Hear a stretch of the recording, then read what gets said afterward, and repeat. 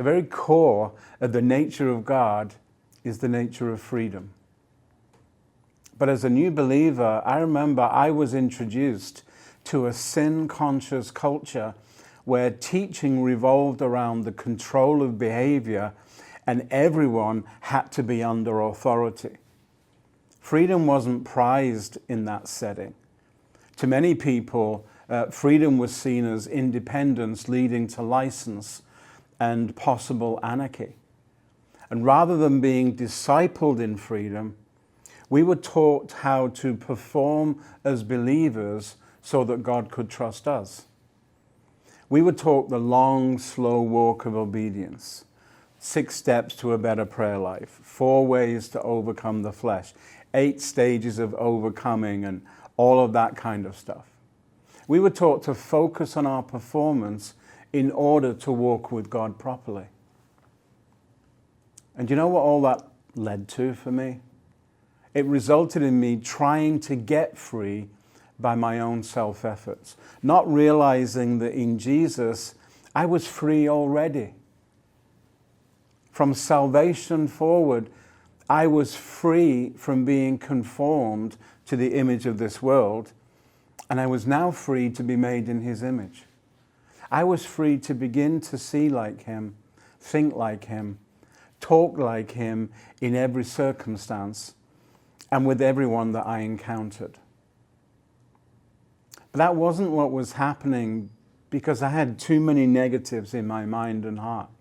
Too many fears, too much anxiety and stress, using performance to try to get somewhere with God. And the idea of a devotional life, that was just another reinforcement of my own limitations. I was continually trying to have a good quiet time with God.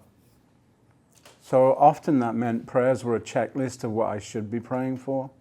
Reading the Bible was an exercise in logical truth application. And the more I longed for real freedom, the more inhibited and restricted I felt in my relationship with God.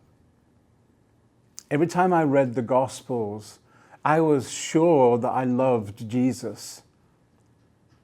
I knew about Him, but I wasn't always sure that He knew me.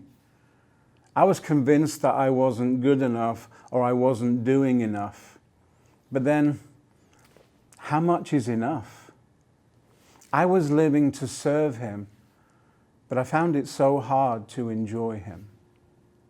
All my self-effort was to get God to use me so that I could be acceptable to Him. I hadn't realized that God is not a user, He's a lover. Difficult, tough circumstance, they were a common occurrence in my life. I was always battling something in myself, convinced that my lifestyle was causing me to be judged and punished in some way. And the teaching we received most was concerned with avoiding sin, not about the joy of becoming righteous. So my life was this roller coaster ride of self-exertion in performance and the uphill struggle to stay free before God. And control was the issue for me. How do I stay in right relationship with God through the ups and downs of life? If God was in control, why did I feel so out of control? Why was my spiritual life such a failure? I was crying out for holiness. So why was He not controlling my experiences and managing my daily life? I had all these questions. I know, what a mess, eh? And maybe that was just me, but maybe that's a few of you too. The good news here is that God is delighted to liberate you from those old ways of thinking and poor experiences. When we think of a devotional time with God, most of us have a history of coming just as we are with all of our issues, our problems, our dire circumstances.